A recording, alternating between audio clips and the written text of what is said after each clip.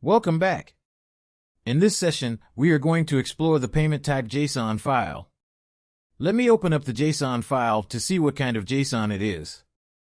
And as you can see here, we got 6 documents within the file, and each of the JSON documents are delimited or terminated by a new line character. So they're all on separate lines.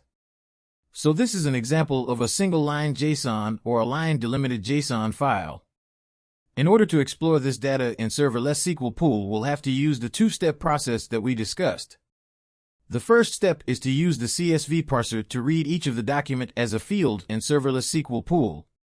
So what that means is we want to read the entire line as one field. So there will be 6 records with one field, and that field would contain a whole record. So we have got a row terminator, which will be a new line because we want 6 records, but we do not want to have a field terminator because the default field terminator for CSV parser, as you know, is a comma. And we don't want that. We don't want to break this JSON into 2 columns. We want to keep the JSON document as one field. So that means we need to override the field terminator and the field code. The code is normally double quotes, as you know. We don't want that either. So what we will do is, we will use the vertical tab character as the field terminator and the field quotes, but we will use the default new line character as the row terminator so that you would get the 6 cards with one field. Once you get that, you can use JSON value function to feed JSON document and then get the properties we want to pull out. So each of these properties, the payment type and the payment type description, will come out as columns. So let's switch over to Synapse Studio and I'll show you how to do that.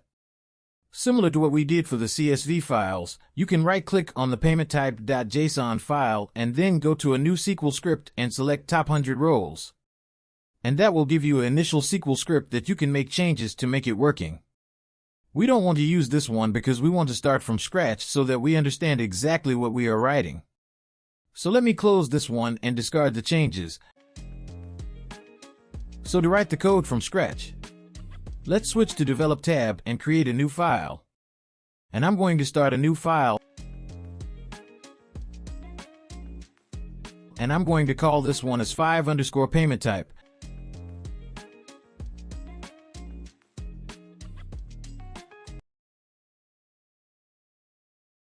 And I'm going to quickly copy what we got in the Explorer trip type file and paste it here. So the first thing is to switch to the NYC Taxi Discovery database. Let's do that first, and that's executed successfully, and then let's make the changes here. So the file we want is paymenttype.json, and the data source is the same as the one before, and the format is CSV. We don't want to specify the parser version, and we don't have to specify the header because there is no header or JSON file. But as we said, we want to change the field terminator. So the field terminator, as we said, is the vertical tab. All we're doing here, as I said before, is we are overriding the field terminator from comma to something which we don't see in the file. So let me put the field code as well, and that has to have the same value, which is the vertical tab. And the next one is row terminator. As we said, actually, we want to get it to the document in a separate line. So the real terminator is a new line character, but it's up to you whether you want to specify the terminator or not, because the default itself is a new line character.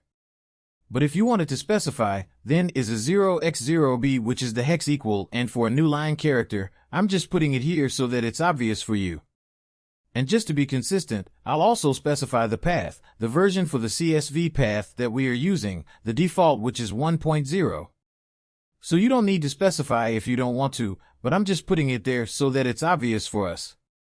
And let's change the alias from type to payment type because that is what we are reading. And the one last thing we need to do is to specify the with clause with the column names. If you're using the CSV path to version 1.0, you will have to specify the column names. So let me do that quickly.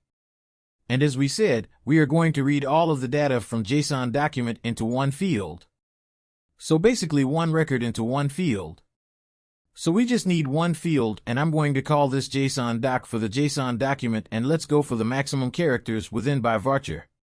So I'll do the n varchar max. This field, JSON doc, will have an entire JSON document for each of the records. So let's execute this and what we get back.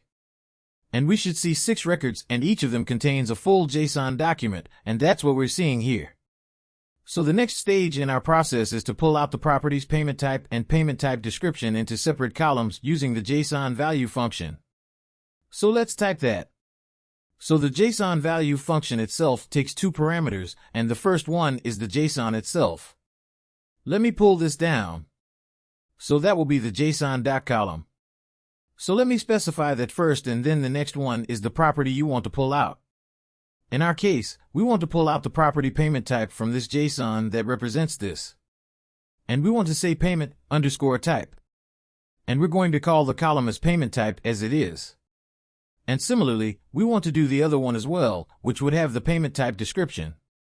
So let me do that as well. Let me execute the select now and see what we get back. And as you can see, we've nicely got a formatted table with two columns, and the first one is payment type and the other one is payment type description. And finally, you may realize that we specified the data type for our decent document here as much, max, but we haven't specified the data type for our columns, payment type and payment type description. As we know, it's important to specify the data type for performance as well as for cost. So let's do that. The way you do that is actually using the function cast. So you cast the data type of this value to, for example, small int in this case. And the other one is the character field. So we can say the size of the character field as well. So I'm being cast as, let's say varchar 15, and I think that should be enough. And now if we run it, it should run with the values that we've specified for the data types. And the results are no different. But let me just run the stored procedure on this just to show you the data type of the two columns value. And as you know, that's the start procedure. Describe first results set. And let me escape all the quotes as well, because we got quite a few quotes here. And let's run this procedure now. And it should give us back the data types. And as you can see, the data type for the payment type is small int and the description is varchar 15. I hope that's given you a good understanding about how to use the CSV password to read JSON file. And then use the JSON value function to get the properties into columns. So that's the end of this session, and I'll see you in the next one.